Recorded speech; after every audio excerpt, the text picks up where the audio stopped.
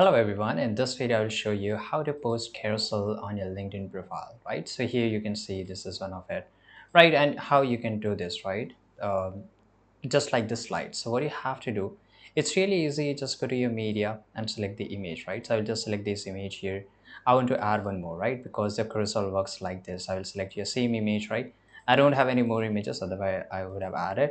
And like this, for example, I added 4 images. Now you can see here number one, number two, number three, number four. I can change the position, right, in this way. So in this way you can do this, right? And this is how automatically the LinkedIn picks up whatever the format of the images. And let's go and click on next. You can add something here, test to. I'll just write here and click on post.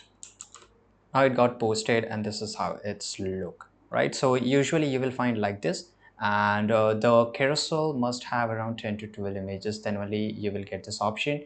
And this is another new feature, right? So you can see this is how it's changing, but all the images are same. That's why you're not able to see this. Now you can do this. It's really interesting. Thanks for watching this video. You have to just upload the images just like how you do it normally. That's it. Thanks for watching. Subscribe.